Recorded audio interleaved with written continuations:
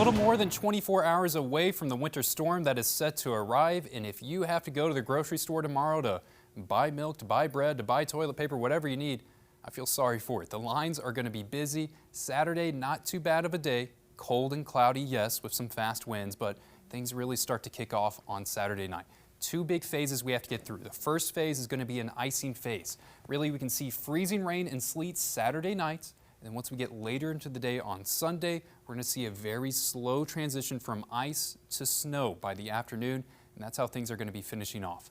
Look at this right here. We got winter storm warnings for our northernmost counties and an ice storm warning for our easternmost counties. Now, if you're not in one of these boxes, that doesn't mean that you're not seeing winter weather. It's just these are the areas the National Weather Service is kind of pinpointing for where they will have the biggest impacts. I think nearly everyone can at least see some snowfall on Sunday.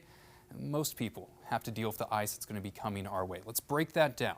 Once we get later through tonight, we're going to start to see those clouds building. It will be cloudy all day long Saturday. We get a little bit of drizzle in that evening hour, but I don't think things get bad. I don't think that winter storm starts to approach until we get just a couple hours before midnight, where we can start to see that rain and freezing rain that's going to be marching in.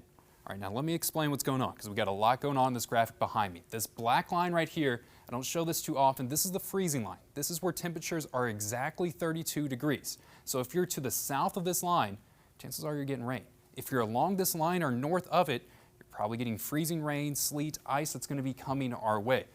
We've got to pause at midnight. Now, once we get past midnight, temperatures in the atmosphere are going to start to cool, and this freezing line is going to start to sag further down into the south. So we may see rain in Springfield to start off.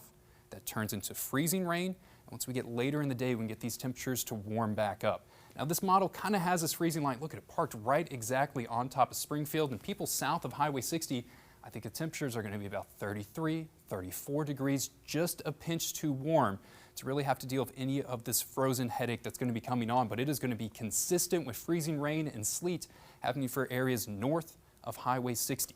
The snow that's going to be happening over in Kansas City and St. Louis and Columbia, that starts to take over really all of this freezing precip that we have to do once we get later into the day, where you see the snow that starts to dominate the pattern. And by the time we're getting into Sunday afternoon, we're going to have icy roads with snow that starts to come on top. It is going to make for some slick conditions out there. I know MoDOT is going to salt these roads up. They're going to have them saltier than a bag of Lay's potato chips, but it is still going to be messy out there on Sunday night, especially if you have to get up early on Monday morning to drive through this. Most of that snowfall is going to be shutting down once we get to about that midnight hour. My main concern is with ice. That's that first phase. It's going to be forming throughout Saturday night into the start of Sunday, where I think in some pockets, half an inch of ice could be forming.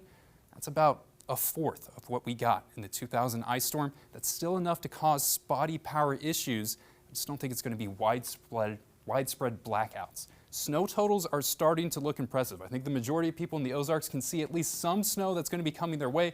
If you're south of Highway 60, not as much. Flurries to about 1 inch of snow, and Springfield, we're right on that cusp, right on that line of getting somewhere between 1 to 2 inches of snowfall. And the further up north you go, those higher the totals are going to be. Now, after Sunday, we still have to deal with the cold temperatures that are going to be leaving us. We will not thaw out anytime soon. Look at the lows for Monday, for Tuesday, for Wednesday, 3 days in a row, where the high temperature only climbs into those lower 20s. Thursdays are warm days, Steve, and that's couple degrees above freezing. Yeah, it's part two. After the precip hits and we get through that, then we've got to deal with the worst, the coldest weather of the winter season. We haven't had temperatures that cold almost 350 days, almost a year. All right.